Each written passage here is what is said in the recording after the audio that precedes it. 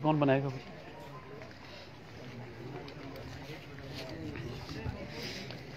कुछ स्टूडेंट आओ भी। अहमद,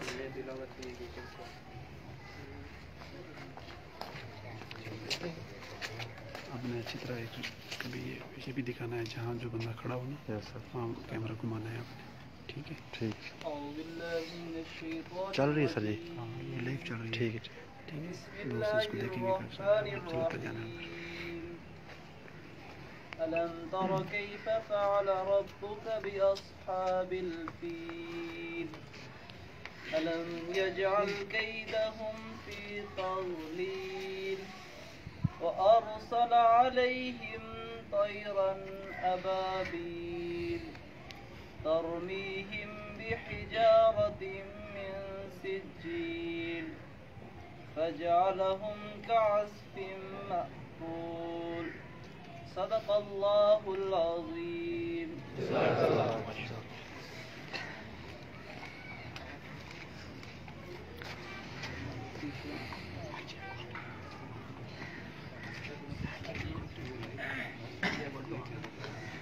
अस्सलाम वालेकुम जी, क्या हाल है आप लोग के? ठीक हैं? बताए क्यों यहाँ इकट्ठे हुए हैं? बेटा आगे आ जाओ, थोड़ा आगे हो जाओ।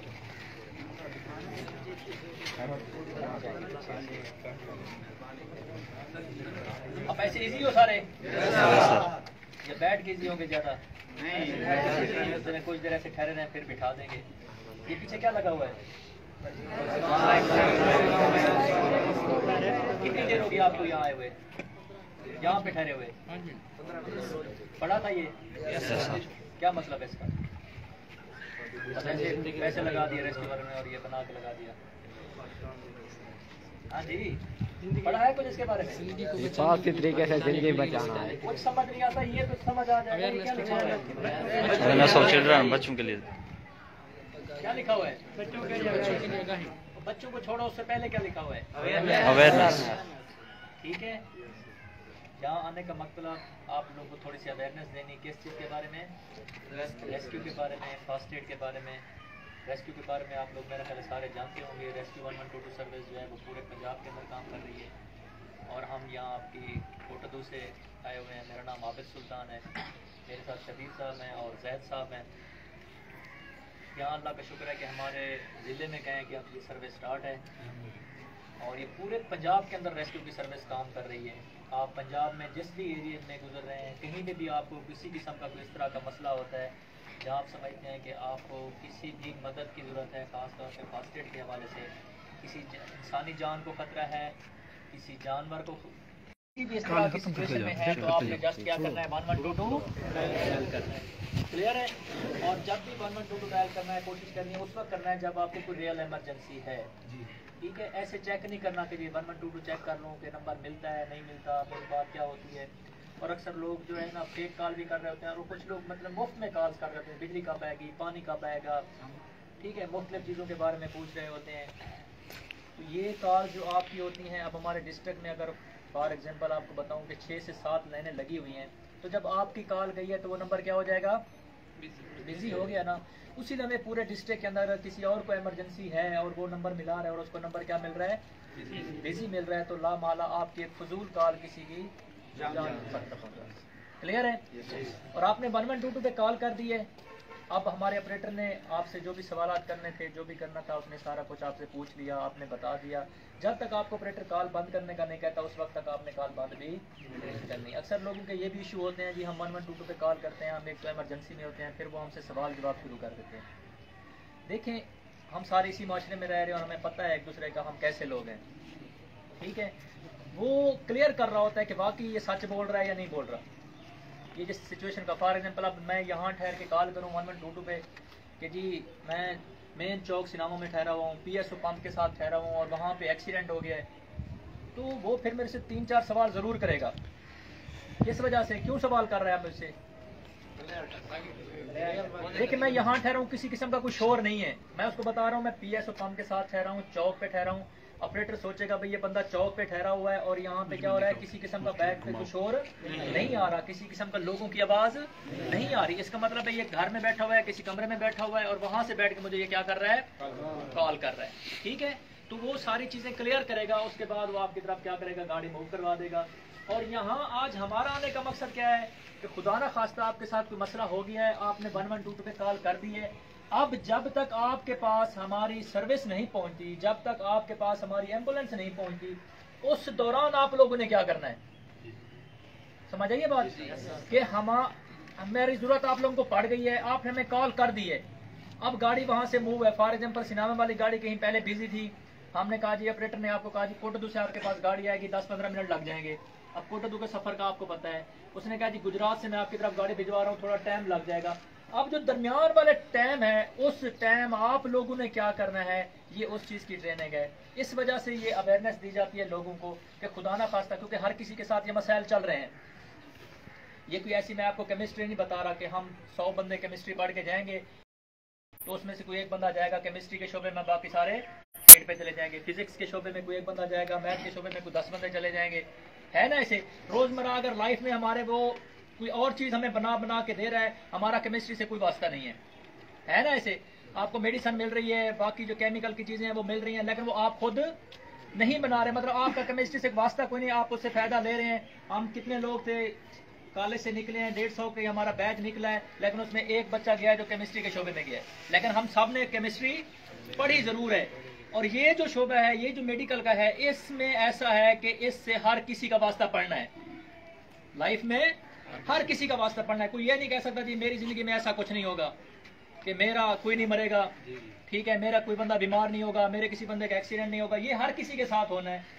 तो जब ये होना है तो घर में हमारी कोशिश ये है कि हर घर में कम से कम एक ऐसा बंदा हो जो फर्स्ट एड के बारे में जानता हो, और वो जो एक बंदा जानता है वो फिर अपने तक ना रखे। उसका काम ये बनता है कि अगर मैं जानता हूँ फर्स्ट एड के बारे में, तो मैं अपने दोस्तों से, अपने घर वालों के साथ, जहां मेरा ज्यादा उठना बैठना है, उन लोगों के साथ कभी कभी वो बात क्या कर दूं, उनकी जात को भी उसका क्या होगा, फायदा होगा। अगर आपने ऐसी बातें अपने दोस्तों को, अपने घर वालों को नहीं बताई, जब उनके साथ कोई मसला होगा आप उनकी मदद कर सकते हैं, और खुदा ना खास्ता अगर आपके साथ कोई मसला हो गया तो अब वो लोग आपकी मदद नहीं कर सकते। इसमें आपका अपना कसूर था, आपने अपने घर वालों को, अपने दोस्तों को नहीं बताया हुआ था।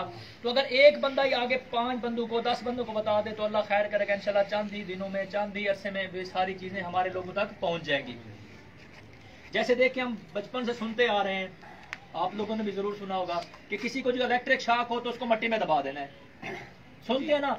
एक गलत मैसेज था मट्टी में दबाने वाला, वो गलत मैसेज हमने क्या किया, सब तक पहुंचा दिया और हर बंदे को पता है, और साथ हमने उसके आर्गुमेंट्स भी दे दिए हैं, उसके साथ हमने वो भी छोड़ दिए हैं कि जी मट्टी है जी, उसके अंदर अर्थ है जी, इधर करंट है तो हम उसका करंट निकाल रहे होते हैं।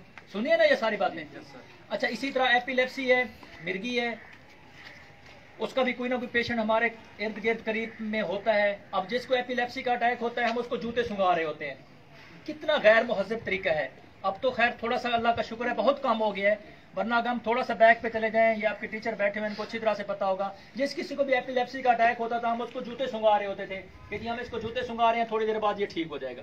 हालांकि उसका इससे कोई वास्ता नहीं है। माशाल्लाह आप सारे पढ़े लिखे हो, यहाँ तक आए हुए हो, तो आपको कंफर्म होगा कोई ऐसा कंसेप्ट नहीं है कि हम किसी को जूते सुंघाएं और वो बंदा क्या हो जाए, ठीक हो जाए। एपिलेप्सी का जो अटैक है वो है 3 से 5 मिनट का मैक्सिमम टाइम बता रहा हूँ, अदरवाइज इससे पहले उसका अटैक क्या हो जाता है, खत्म हो जाता है। अब हम क्या करते हैं, उठा के जूते, पता नहीं किस दौर में ये कहाँ से चला था, हम उसको उठा के जूते सुंघा रहे होते हैं। एक टाइम ऐसा आता है जब उसका अटैक क्या हो जाता है, खत्म हो जाता है। हम कहते हैं हाँ ये टायर वाला जूता ठीक था, ये चमड़े वाला जूता ठीक था, ये निरोजी वाला जूता ठीक था, ये जो जूते हमने इसको सिंगाए आज से ये क्या हो गया, ठीक हो गया। अगली दफा फिर हम वही उसी तरह का क्या कर रहे होते हैं, जूता ढूंढ रहे होते हैं।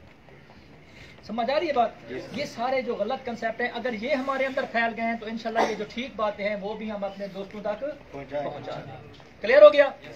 अब फॉर एग्जांपल हम देखते हैं कि आपके साथ कोई मसला हुआ, आप किसी जगह से गुजर रहे थे, आप चाहे घर के अंदर हैं, स्कूल कॉलेज में हैं, रोड साइड पे हैं, किसी पिकनिक पे गए हुए हैं, किसी शादी हाल में ठहरे हुए हैं, जहाँ पे भी हैं, अब कोई बंदा गिरा है और वहाँ पे क्या हो गया, वो पड़ा हुआ है, लोग जमा हो गए हैं, जी इसको क्या हो गया, आप किसी ने 112 पे कॉल भी कर दी है, नहीं भी की, तो अब आपका काम कहाँ से स्टार्ट होगा, आप फौरन वहाँ पे क्या करेंगे, रिस्पॉन्ड करेंगे।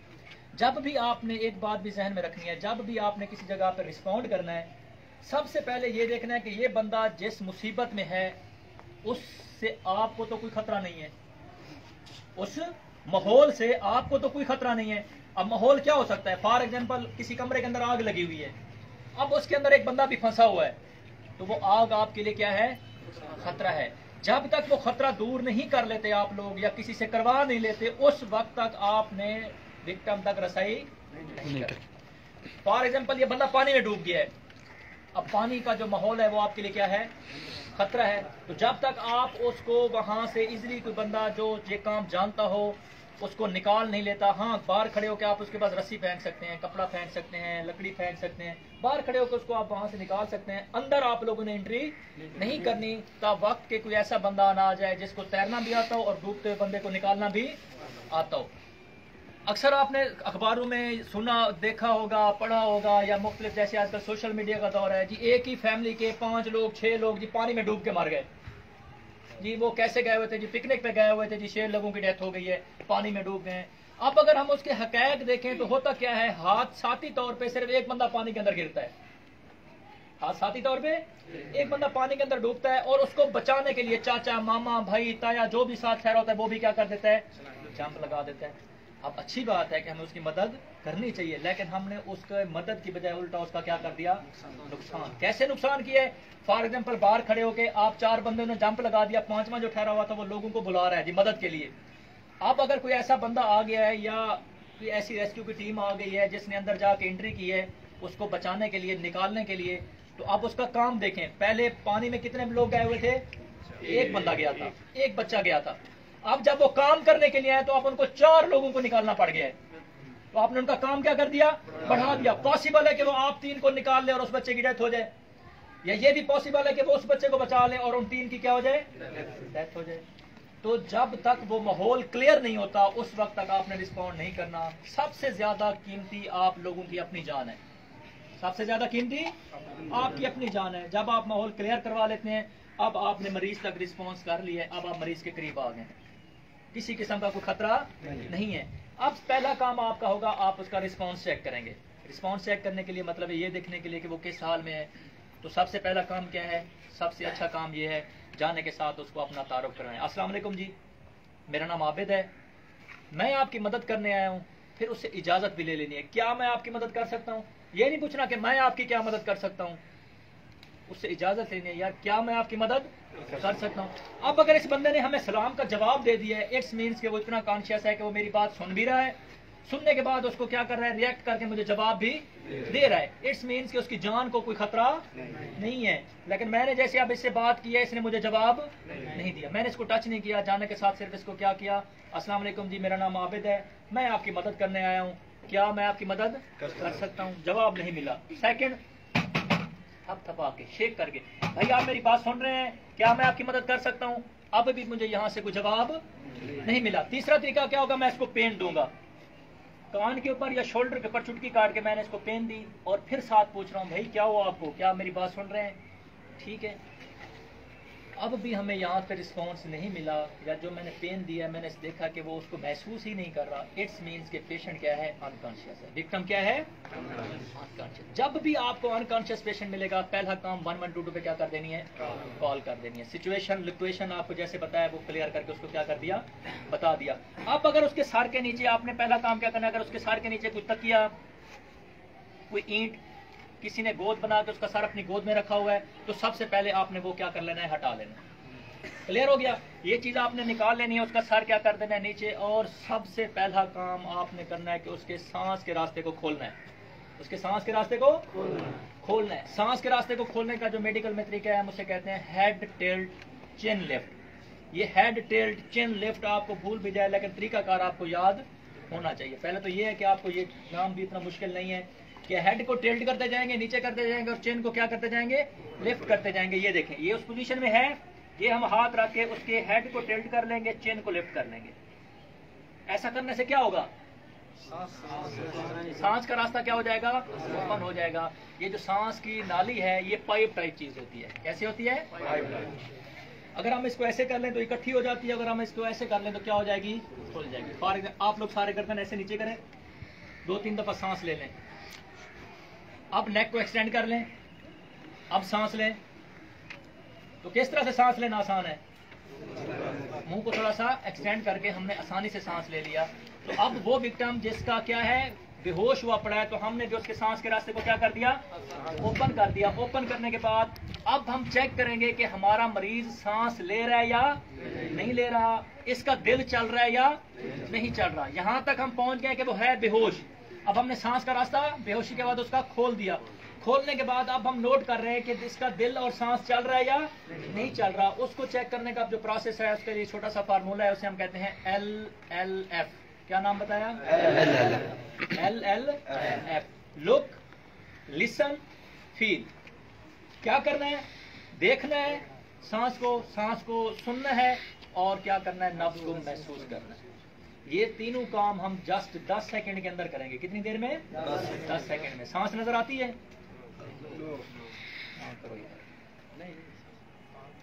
सांस नजर नहीं आती? फील होती है, महसूस होती है। अच्छा, सुन सकते हैं सांस को? यार कितने नगमे बने हुए हैं, सांसों की माला, सांसों की ये है, तुम्हारी सांसों की महक होती है ऐसे? सुनी जा सकती है। चले जी, ये देखें, ये आप तरीकाकार देखें। ये क्या किया? हेड टच चेन लेफ्ट किया हुआ था। ये 2 फिंगर हटा के मैं उसकी गर्दन वाली नब्ज पे रखूंगा। पहले तो आप लोगों को पता हो कि नब्ज का काम क्या है। दिल की कारकर्दगी को क्या कहते हैं? नब्ज कहते हैं। दिल की कारकर्दगी को क्या कहते हैं? नब्ज कहते हैं। हम यहाँ पे आप देख रहे हैं कि उसका दिल चल रहा है या नहीं चल रहा। आम रूटीन में जब आप डॉक्टर के पास जाते हैं वो आपकी ये वाली पल्स चेक करता है, ऐसे करता है ना, इसे कहते हैं रेडियल पल्स। उस वक्त वो ये चेक कर रहा होता है कि 1 मिनट में आपका दिल कितनी दफा धड़क रहा है। अब हम ये नोट कर रहे हैं कि आया उसका दिल धड़क भी रहा है या नहीं धड़क रहा, वो पंप कर रहा है या नहीं कर रहा। तो हम क्या करेंगे, उसके जो करीब 3 नब्ज है वो कौन सी है? कैरोटिड, गर्दन वाली नब्ज। हम ये चेक करेंगे। अगर ये चल रही है तो इसका मतलब अभी तक उसका दिल चल रहा है। अगर ये बंद हो गया तो इसका मतलब उसका दिल काम करना छोड़ गया है। नेक एक्सटेंड करें सारे। जब तक नेक एक्सटेंड नहीं होगी ये चेक नहीं होगी। अब राइट या लेफ्ट, एहतियात है कि किसी एक वक्त में किसी एक साइड की चेक करो। बेटा ऐसे नहीं करना, ऐसे रख लो हाथ। हाँ जी, सांस और खुराक की नाली के साथ इसी जगह पे ठीक करो। ये देखो मेरी तरफ देखो, ये इधर या इधर किसी एक साइड पे रखो। यहाँ पे नहीं रखनी बेटा, यहाँ पे कुछ चीज महसूस हो रही है। ये आपने इसी तरह की उसकी नब्ज चेक करनी है। सांस को हम देख सकते हैं। सांस को क्या कर सकते हैं? कैसे देख सकते हैं? अगर वो सांस ले रहा होगा तो उसके पेट और छाती के जो मसल्स हैं वो ऊपर नीचे हो रहे होंगे। तो क्या हो रहे होंगे? ऊपर नीचे। इट्स मीन्स के वो सांस ले रहा है। और सांस को जैसे आपने कहा सुन तो सकते ही हैं। अब देखें ये तीनों काम कैसे होंगे। ये देखो, ये 2 फिंगर उसकी गर्दन वाली नब्ज पे, और आपकी ये पोजीशन, ये लुक, ये क्या कर रहा हूं? यहां से लिसन और यहां से फील। तो ये पूरा LLF हो जाएगा। जस्ट 10 सेकंड के अंदर अंदर हमें महसूस हो गया कि ये इसका दिल और सांस चल रहा है या नहीं चल रहा। पहले हम फर्ज कर लेते हैं कि उसका दिल और सांस चल रहा है। उसका दिल और सांस चल रहा है, लेकिन विक्टिम है क्या? बेहोश की हालत में। अब आपने 1122 पे कॉल भी की हुई है, तो आपको ये पता होना चाहिए कि बेहोशी के बाद, बेहोशी की वजह चाहे कोई भी हो, बेहोशी की वजह चाहे कोई भी हो, लेकिन बेहोशी के बाद इंसान की जो डेथ की सबब बनती है, डेथ की वजह बनती है, वो क्या चीज बनती है? सांस का रास्ता बंद हो जाना। बात समझ आई? क्लियर करो दोबारा से आप लोग। बंदा बेहोश हो गया है, बेहोशी के बाद मरने की सबसे बड़ी वजह क्या बनती है? सांस का रास्ता बंद हो जाना। अब बेहोश मरीज में सांस का रास्ता किन वजूहात की वजह से बंद हो सकता है? हम ये चीजें चेक करेंगे और उन वजूहात को क्या करेंगे? दूर करेंगे। सबसे पहली या हल्की सी वजह समझ लो कि जब आप देखते हैं कि मरीज बेहोश है तो उसके मुंह के अंदर से सेक्रेशन निकल रही होती है, झाग निकल रही होती है। तो झाग जो है वो भी सांस का रास्ता क्या कर देती है, बंद कर देती है। इसी तरह अगर वो ट्रामा का पेशेंट है, उसको कुछ चोट लगी हुई है, तो पॉसिबल है उसके मुंह के अंदर क्या हो, ब्लड हो। अगर मुंह के अंदर ब्लड है तो वो भी सांस का रास्ता क्या कर देगा, बंद कर देगा। कोई फॉरेन बॉडी एक्सीडेंट के दौरान उसके मुंह के अंदर चली गई है तो वो भी सांस का रास्ता क्या कर देगी, बंद कर देगी। लेकिन बेहोश मरीज में सांस के रास्ते की जो सबसे बड़ी रुकावट है वो क्या है, वो है जबान। वो क्या चीज है, जबान। देखें, जब हम बेहोश हो जाते हैं तो ये अज़ा हमारे कंट्रोल में होते हैं। जब ये बाकी अज़ा हमारे कंट्रोल में नहीं है तो ये जो ज़बान का गोश्त है ये भी हमारे कंट्रोल में नहीं रहता। और जैसे ही हमारे कंट्रोल से बाहर होता है, अगर विक्टिम इस तरह से सीधा पड़ा हुआ है तो ये ज़बान पीछे सीधी जाके हलक में गिरती है। मेडिकल में से कहते हैं टंग फॉल बैक। क्या नाम का, टंग फॉल बैक मीन्स के ज़बान का हलक में गिरना। जैसे ही बेहोशी के बाद ज़बान हलक में गिरती है तो ये नाक और मुंह की जो ओपनिंग है पीछे, ये इन दोनों को क्या कर देती है, बंद कर देती है, जिसकी वजह से सांस का रास्ता क्या हो जाता है, बंद हो जाता है। और इसी वजह से पेशेंट की क्या हो जाती है। अब हमने उसकी टंग को फॉल बैक नहीं होने देना, और अगर उसके मुंह के अंदर सेक्रीशन है या उसके मुंह के अंदर ब्लड है तो हमने उसको क्लियर करके उसके सांस के रास्ते को क्या करना है, ओपन करना है। अब ये सारे काम करना बहुत ही आसान है। कैसे आसान है, कोई एक बंदा इधर आके लेट जाए,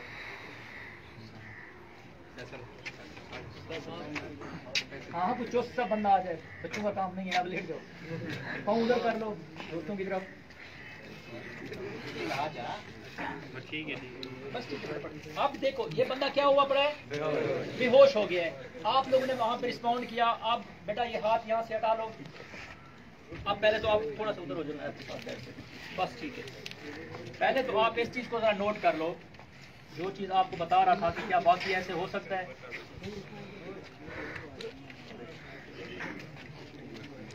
अब आप लोग सारे यहाँ पे नजर रखें, मूवमेंट हो रही है, सांस नजर आ गई। बेटा आप लोग ना अपने सेल ऐसे कर लें बेटा, ये जो आप क्लिप बना रहे हैं इसका कोई फायदा नहीं है। ये समझ आ गई। ये हम सांस, अब हमने क्या किया हुआ था, हमने उसकी नेक को एक्सटेंड करके ये देखें सांस के रास्ते को खोल के हमने ये पोजीशन बनाई हुई थी जी। देखें 10 सेकंड से पहले मुझे पता चल गया कि इसका दिल और सांस चल रहा है। अब अगर उसका दिल और सांस चल रहा है तो मैंने अब क्या करना है, इसके सांस के रास्ते को ओपन करना है ताकि टंग फॉल बैक की वजह से या सेक्रीशंस की वजह से, किसी भी चीज की वजह से इसका सांस का रास्ता बंद ना हो जाए। तो हम इसको क्या करेंगे, साइड पे लिटा देंगे। क्या करेंगे, साइड पे लिटा लेंगे। बेस्ट तो है कि हम इसको साइड पे लिटा दें, ठीक है। वो भी आपको लिटा के दिखा दें, बल्कि उधर ही लिटा देता हूँ ताकि आप लोगों के लिए आसानी हो जाए। शायद इधर आ जाओ बेटा,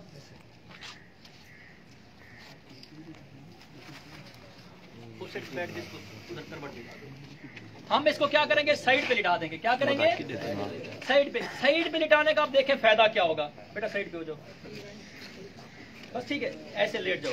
ये सीधे नीचे वाली टांग बिल्कुल सीधी कर लो, ऊपर वाली थोड़ी सी फोल्ड कर लो ऐसे। अब ये क्यों कर रहा हूं, ताकि ये दोबारा सीधा ना हो जाए बेहोशी की हालत में दोबारा। अब देखो हमने किया कुछ भी नहीं है, ना हमने उसके मुंह के अंदर फिंगर डाली है, ना हमने उसके मुंह के अंदर कोई कॉटन डाली है। इसको साफ कर ले। हमने क्या किया, उसको साइड। जब हम इसको साइड पे लेटाएंगे, अब जबान कहाँ गिरेगी, साइड पे। मुंह से सेक्रेशन निकल रही है, ब्लड निकल रहा है, इवन के उसने वोमिट कर दी है, उल्टी कर दी है बेहोशी की हालत में, तो वो सारी चीजें बाहर निकलती रहेंगी। हमारा सांस का रास्ता क्या रहेगा। था कोई मुश्किल, इतना आसान काम था कि आपने छोटा सा काम करके उसकी जान बचा दी। आपके हाथ में कुछ भी नहीं था, ना आपने पायोडीन जेब में रखी हुई थी, ना आपने वो ड्रिप में रखी हुई थी जेब में, ना कोई ऐसा कैनोला जेब में रखा हुआ था, ना कोई इंजेक्शन रखा हुआ था। बंदा बेहोश पड़ा हुआ था, लोग इकट्ठे थे। तो हमारे लोगों की क्या कंडीशन होती है, इकट्ठा होने के बाद ओ यार इसको सीधा करो, सीधा करो, क्या करो, इसको सीधा करो। अब अगर फॉर एग्जांपल एक ऐसा, ओ यार ये तो मेरा कजन है, यार ये तो मेरा भाई है, और वो क्या करेगा, इसका सार उठा के अपनी गोद। अब देखो उसकी गर्दन कैसे हो गई है। वो अगर सांस ले भी रहा था तो हमने आके जबरदस्ती उसको क्या कर दिया, बंद कर दिया, ताकि इसका सांस का रास्ता बंद हो जाए। अब हमने उसको इस तरह से रखा हुआ है। आगे इसका और तरीका बताता हूँ, उसमें आपको मजीद समझ आ